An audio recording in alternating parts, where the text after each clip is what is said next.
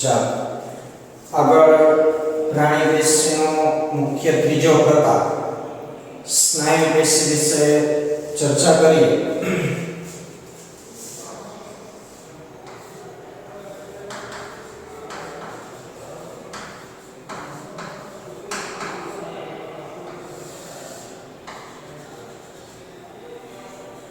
સ્નાયુ પેશીની રચનાની વાત કરીએ તો દરેક સ્નાયુ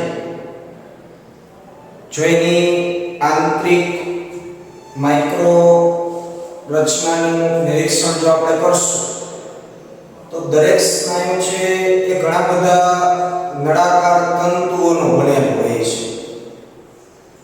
એટલે એની આકૃતિ સાથે જો આપણે સમજવા જઈએ તો કોઈ આ મુખ્ય એક સ્નાયુ છે.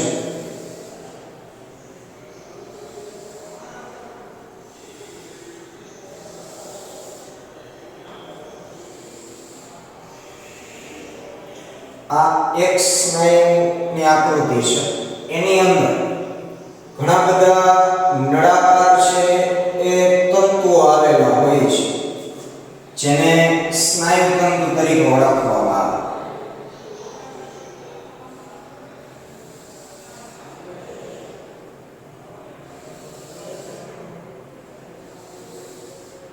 આપણે આંતરિક રચનાની વાત કરીએ છીએ સ્નાયુ શેના બનેલા હોય તેમ. એટલે આપણે લખતા જઈએ સાથે સાથે તો દરેક સ્નાયુ ઘણા બધા નળાકાર તંતુઓ અથવા તો તંતુઓ ધરાવે છે જે એકબીજાને સમાંતર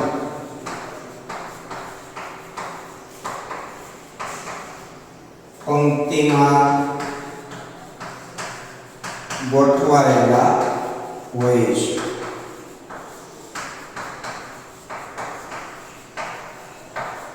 તો આજે બહારની બોર્ડરવાળો જે મુખ્ય ભાગ આપણે બતાવે છે એ કોઈ મુખ્ય સ્નાયુ છે. હવે આ સ્નાયુની રચના શું આવેલ છે? ઘણા બધા નળાકાર તંતુ. એટલે આ જે આપણે બે દોર્યા છે એ સ્નાયુની અંદર આવેલ નળાકાર તંતુઓ છે જેનું નામ આપણે આપશું સ્નાયુ તંતુ. એટલે સ્નાયુની અંદર ઘણા બધા સ્નાયુ તંતુ આવેલા. હવે આ દરેક સ્નાયુ તંતુ અતિશય સૂક્ષ્મ તંતુકો ધરાવે છે જેને સ્નાયુ તંતુકો કહે છે. તો એની અંદર પણ વિશિષ્ટ ગોઠવણી ધરાવતા સૂક્ષ્મ બીજા તંતુઓ આવેલા હોય છે. જે અંદર હું લાઈન કરું છું એ બધા બીજા સૂક્ષ્મ તંતુઓ છે. તો એને આપણે નામ આપશું સ્નાયુ તંતુકો. અહીંયા ખાસ સમજવાનું છે કે મુખ્ય કોઈ એક સ્નાયુ છે. સ્નાયુની અંદર ઘણા બધા સ્નાયુ તંતુ હોય અને સ્નાયુ તંતુની અંદર બીજા અતિશય સૂક્ષ્મ તંતુઓ આવેલા હોય જેને સ્નાયુ તંતુકો તરીકે ઓળખવામાં આવે છે. એટલે દરેક સ્નાયુ ઘણા બધા લાંબા નળાકાર તંતુઓના બનેલા હોય છે જે સમાંતર પંક્તિઓમાં ગોઠવાયેલા હોય છે જેને સ્નાયુ તંતુ તરીકે ઓળખવામાં આવે.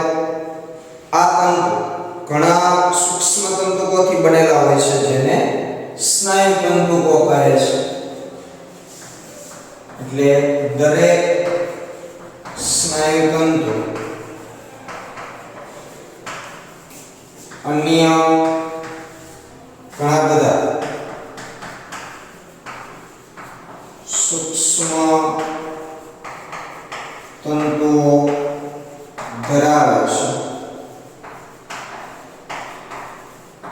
જેને સ્નાયુ તંતુઓ કહે છે.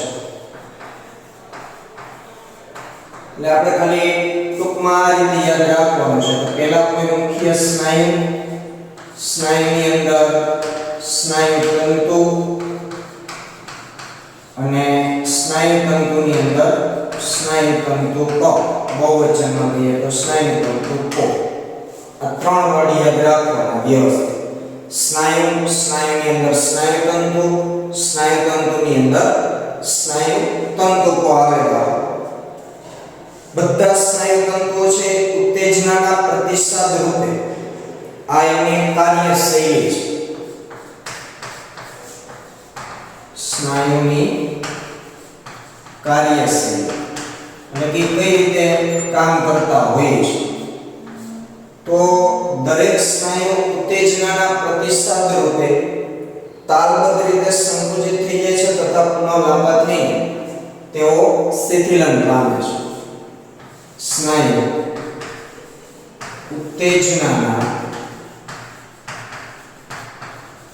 પ્રતિસાદ રૂપે સંકુચિત થાય છે અને પુનઃ લાંબા થઈને શિથિલન પામે છે.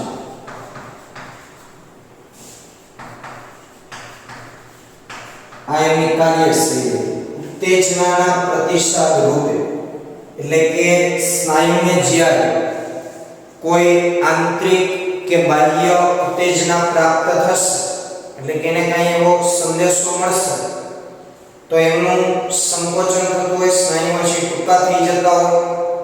ટૂંકા થવાને કારણે એ સંકોચનની ઘટના બતાવશે અને જ્યારે એ ઉત્તેજના પૂર્ણ થશે તો ત્યારે ફરી પાછા પુનઃ લાંબા થઈને એટલે કે પોતાની મૂળ સ્થિતિમાં આવી શિથિલન પામે છે એટલે કે વિકોચન પામે છે.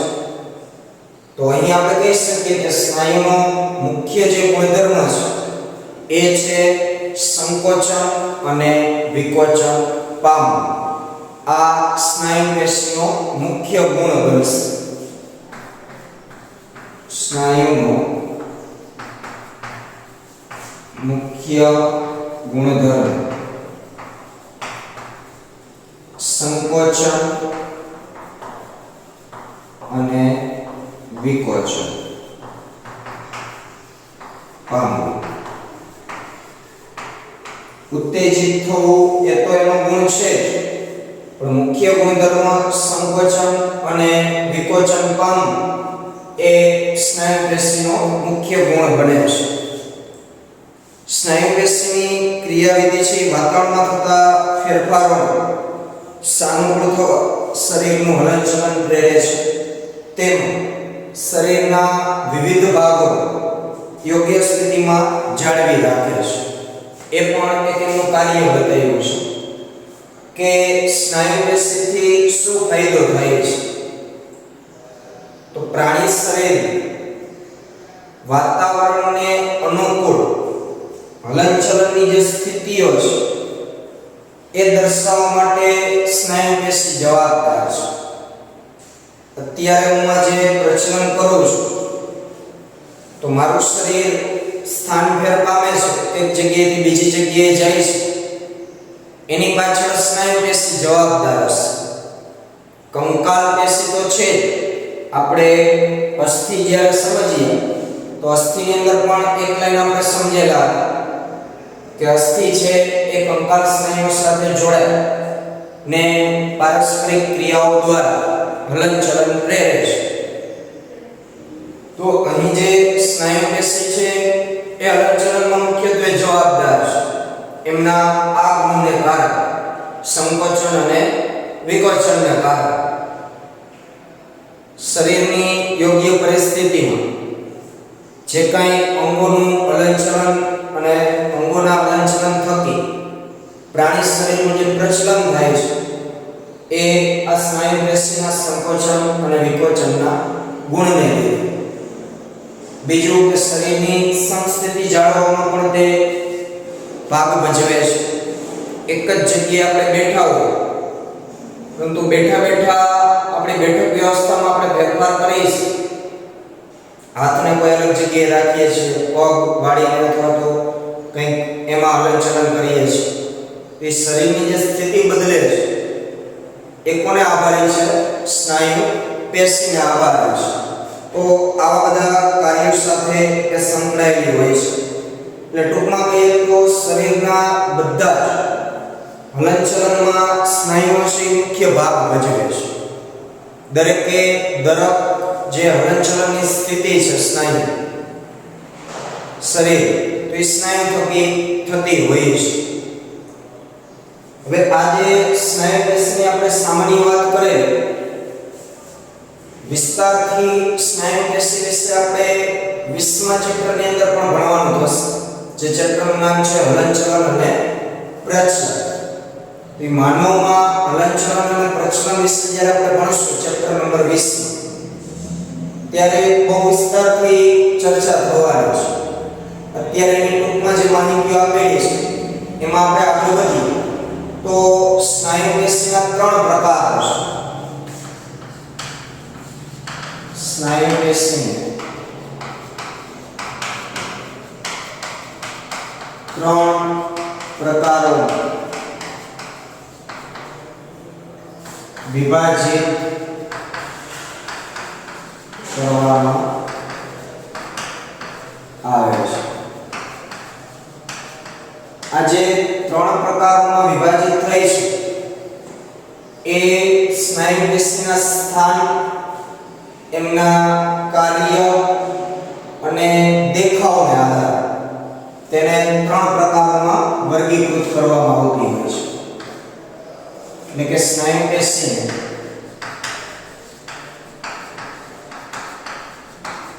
તેમના સ્થાન, દેખાવ અને કાર્ય પદ્ધતિને આધારે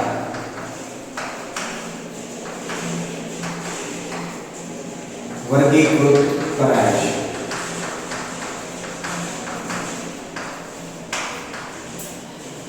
આ 3 જે પ્રકારો છે એ 3 પ્રકારોની અંદર કંકાલ સ્નાયુ પેશી, કોષ્ઠાંતર સ્નાયુ પેશી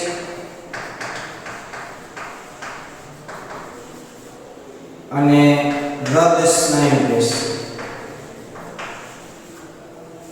આજે આપણે નામ આપ્યા 3 પ્રકાર કંકાલ, કોષ્ઠાંતર અને હૃદ, એમના સ્થાનને આધારે નામ આપેલા છે. જો આપણે દેખાવના આધારે નામ આપીએ તો કંકાલ સ્નાયુને રેખિત સ્નાયુ તરીકે ઓળખવામાં આવે, કોષ્ઠાંતર સ્નાયુને અરેખિત તરીકે ઓળખવામાં આવે, હૃદ સ્નાયુને રેખિત તરીકે ઓળખવામાં આવે. આ સ્થાન અને દેખાવના આધારે નામ પડે. કાર્ય પદ્ધતિના આધારે જો આપણે નામ પડી તો કંકાલ સ્નાયુને ઐચ્છિક સ્નાયુ તરીકે ઓળખવામાં આવે, કોષ્ઠાંતર સ્નાયુને અનૈચ્છિક સ્નાયુ તરીકે ઓળખવામાં આવે, હૃદ સ્નાયુને પણ અનૈચ્છિક સ્નાયુ તરીકે ઓળખવામાં આવે. આ એમના કાર્યના આધારે નામ. એટલે 3 રીતે વર્ગીકરણ થાય: સ્થાન, દેખાવ અને કાર્યના આધારે. તો એ નામ સાથે જ એમની જે કંઈ રચનાઓ છે એ બધી સંકળાયેલી છે. એમના દેખાવ, કાર્ય, સ્થાન. તો એક પછી એક આપણે ત્રણેયને સમજીએ અને આ ત્રણ જે નામ આપણે આપ્યા છે એટલે કે સ્થાનના આધારે કંકાલ સ્નાયુ, આ જ સ્નાયુ દેખાવના આધારે રેખિત સ્નાયુ તરીકે ઓળખવામાં આવે અને તેને જ કાર્યના આધારે ઐચ્છિક સ્નાયુ તરીકે ઓળખવામાં આવે. એ જ રીતે સ્થાનના આધારે કોષ્ઠાંતર સ્નાયુ, આ જ સ્નાયુના દેખાવની વાત કરીએ તો એના આધારે એને અરેખિત સ્નાયુ, અને કાર્યના આધારે અનૈચ્છિક સ્નાયુ. એ જ રીતે સ્થાનને આધારે હૃદ સ્નાયુ, આ જ પેશીના દેખાવને આધારે રેખિત સ્નાયુ અને તેમના કાર્યને આધારે અનૈચ્છિક સ્નાયુ. આવા નામ આપી શકાય છે. એ નામને જ સમજીએ એટલે એ પેશીઓનું આપણે જે કંઈ વર્ગીકરણ સાથે જે ભણવાનું છે એમાં આવી જશે. તો પહેલા આપણે વાત કરીએ કંકાલ સ્નાયુ પેશી. તો કંકાલ સ્નાયુ પેશી આ નામ સ્થાનને આધારે આપેલું છે. પછી એની રચના ભણશું એટલે દેખાવને આધારે એનું રેખિત નામ શું કામ કહેવાય એ પણ આપણને ખબર પડશે. અને કાર્યના આધારે ઐચ્છિક શું કામ કહેવાય છે એ પણ આપણને એમાં ખબર પડશે. એટલે ત્રણે ત્રણ વિશે આપણે માહિતી લેશું એટલે બધા નામ એના ક્લિયર થઈ જશે કે આવું નામ શા માટે એને આપવામાં આવેલું છે. તો આપણે પહેલા વાત કરીએ કંકાલ સ્નાયુ પેશી.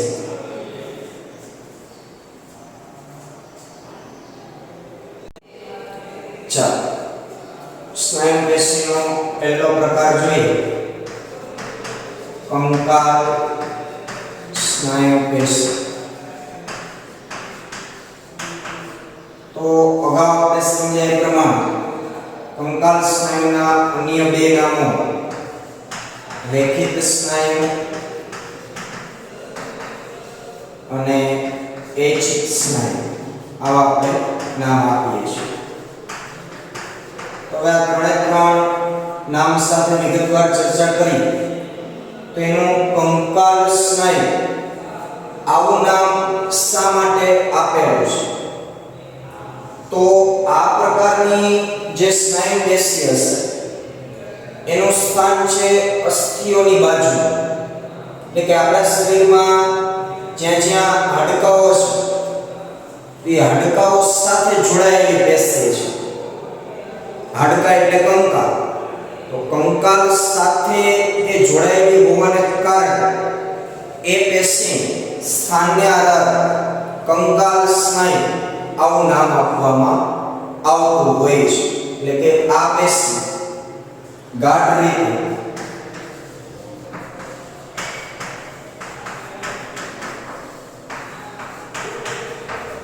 કંકાલ સાથે, કંકાલ એટલે કે અસ્થિ હાડકાઓ સાથે જોડાયેલી હોય છે. તેથી તેને કંકાલ સ્નાયુ તરીકે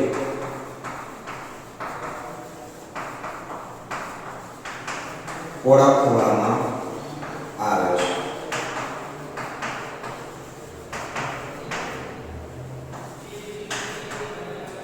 તો જે કંકાલ સ્નાયુ નામ આપી છે એની પાછળનું કારણ આ છે કે આ પેશી ગાઢ રીતે કંકાલ અસ્થિ સાથે જોડાયેલી હોય છે. તો એનું એક સ્થાન થઈ કે અસ્થિ સાથે જોડાયેલી હશે એટલે એનું નામ કંકાલ સ્નાયુ એવું આપવામાં આવેલું છે. આ પેશીની આંતરિક રચના જો આપણે જોશું તો ઉદાહરણ તરીકે જે આપણા દ્વિશિર એટલે કે જે આ બાહુના સ્નાયુઓ છે, એક્ઝામ્પલ તરીકે દ્વિશિર એટલે કે બાહુના સ્નાયુ. તો એની આપણે વાત કરીએ તો એ સ્નાયુમાં રેખીય કંકાલ સ્નાયુ તંતુ સમૂહમાં એક સાથે સમાંતર સ્વરૂપે જોવા મળે છે. દ્વિશિર સ્નાયુઓમાં સ્નાયુ તંતુ એક સાથે રેખીય સ્થિતિમાં સમાંતર જોવા મળે છે. આ તો ખાલી એક્ઝામ્પલ આપણે લીધું છે દ્વિશિર બાહુના સ્નાયુ. પણ જેટલા કંકાલ સ્નાયુઓ હશે એ બધા સ્નાયુઓની અંદર સ્નાયુ તંતુઓ છે એ એક સાથે રેખીય સમાંતર સ્થિતિમાં ગોઠવાયેલા હશે. એટલે મૂળ જે આપણે સ્નાયુ પેશીની આકૃતિ દોરેલી છે એ જ અહીંયા લાગુ પાડવાનું છે. જો કે ટેક્સ્ટબુક ની અંદર પેજ નંબર 105 આકૃતિ 7.7 એમાં એ પહેલા નંબરની જે આકૃતિ છે એ કંકાલ સ્નાયુ પેશીની છે. એમાં તમને આ રીતે આકૃતિ બતાવેલી છે.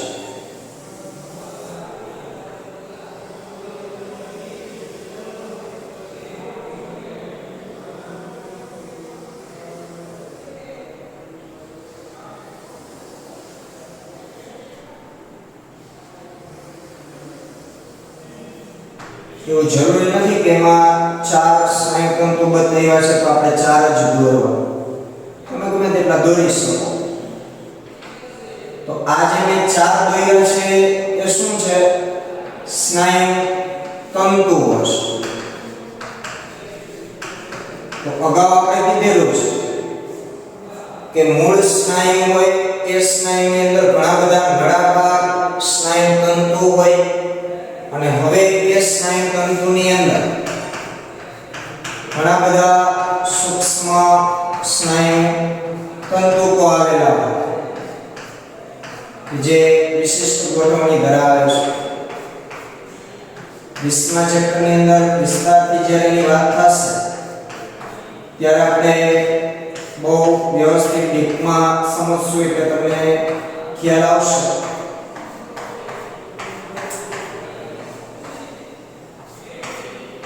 તો અંદર જે મેં આ બતાવ્યા છે એ બધા શું છે? સ્નાયુ તંતુઓ છે. તો હવે અહીંયા જો સ્નાયુઓમાં સ્નાયુ તંતુ એટલે આ જે 4 બતાવ્યા છે એ એક સાથે રેખીય સ્થિતિ આપણે ઊભી આકૃતિ દોરેલી છે. તમે આ સ્નાયુની જે મૂળ આકૃતિ છે તો આ મૂળ એક સ્નાયુ એમાં 2 સ્નાયુ તંતુ બતાવ્યા છે. તો જોઈ શકાય કે એક સાથે એકબીજાને સમાંતર અને સીધી એક રેખામાં એ ગોઠવાયેલા છે. તો એનો દેખાવ રેખીય હોવાને કારણે આ પેશી રેખિત સ્નાયુ તરીકે પણ ઓળખવામાં આવે છે. તો એ દેખાવને આધારે કે સ્નાયુ તંતુઓ છે એ એક જ રેખામાં સમાંતર સ્થિતિમાં ગોઠવાયેલા હોવાને કારણે એનો દેખાવ છે એ રેખીય જોવા મળે છે. તમે માઇક્રોસ્કોપની અંદર છેદ લઈ અને જોઈએ એટલે આ પેશી દેખાવને આધારે રેખિત સ્નાયુ તરીકે ઓળખવામાં આવતી હોય છે. હવે આ જે સ્નાયુ પેશીના સમૂહને બધી બાજુ એક સખત સંયોજક પેશીનું આવરણ આવેલું હોય છે. એટલે કે આ જે સ્નાયુ તંતુઓ છે એ સ્નાયુ તંતુઓની ફરતે એક સઘન તો આવરણ આવેલું છે જેને ઘેરતું હોય છે. અને આ જે કંકાલ સ્નાયુ છે એમનો ઉપયોગ આપણે ઈચ્છીએ ત્યારે કરી શકીએ છીએ. એટલે કે આ પેશી પ્રાણીઓની ઈચ્છાનુસાર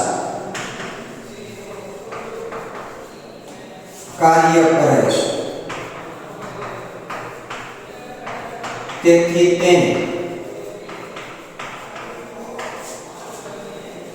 ઐચ્છિક સ્નાયુ તરીકે પણ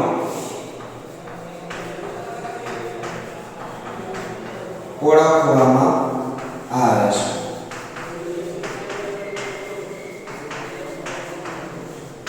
આ એમના કાર્યના આધારે જે આપણે નામ આપીએ છીએ ઐચ્છિક સ્નાયુ. તો એનું કાર્ય એટલે કે જે સંકોચન વિકોચન જે થાય છે એ પ્રાણીઓની ઈચ્છા અનુસાર થાય છે. એટલે કે આપણે ઈચ્છીએ ત્યારે આ પેશીનું સંકોચન અને વિકોચન કરાવી શકીએ છીએ. હું ઈચ્છું છું ત્યારે હાથને વાળું છું અને પાછો સીધો કરું છું. તે મારી ઈચ્છા અનુસાર કામ પગનું હલનચલન કરવા માટે મારે એક જગ્યાએથી બીજી જગ્યાએ જવું છે તો હું ઈચ્છીશ તો જ હું મારા પગનું હલનચલન કરું છું.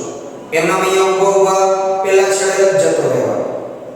પણ હું ઈચ્છા પ્રગટ કરું કે મારે ત્યાં જવું છે કંઈક લખવા માટે તો પગના જે સ્નાયુ હશે એનું સંકોચન વિકોચન કરાવીશ જેથી કરીને પગનું હલનચલન થઈ શકે અને એના કારણે મારું પ્રચલન થઈ શકે. તો એ મારી ઈચ્છા અનુસાર કામ કરે છે. એટલે આપણે આ પેશી ઐચ્છિક સ્નાયુ તરીકે ઓળખીએ છીએ. આપણે જ્યારે પણ એનો ઉપયોગ કરવો હોય ત્યારે કરી શકીએ છીએ. એટલે આપણી ઈચ્છા અનુસાર કાર્ય કરે છે.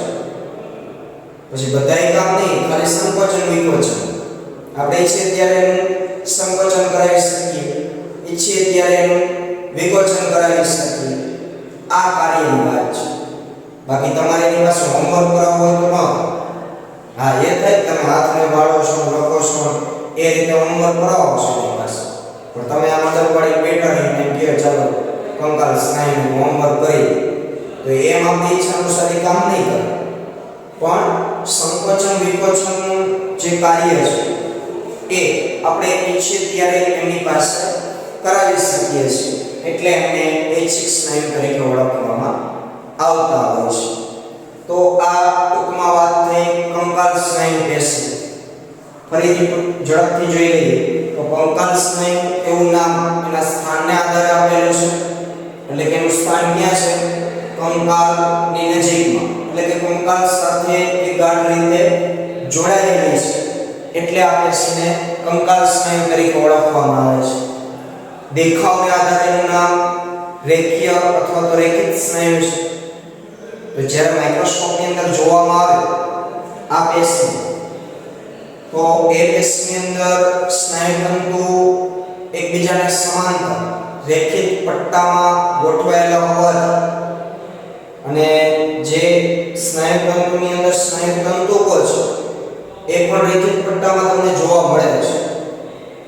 એટલા માટે દેખાવના આધારે એનું નામ રેખિત સ્નાયુ પાડેલું છે અને ઈચ્છા અનુસાર કાર્ય કરતી હોવાથી કાર્યના આધારે એનું નામ ઐચ્છિક સ્નાયુ એવું આપેલું છે. તો આ વાત થઈ કંકાલ સ્નાયુ પેશી.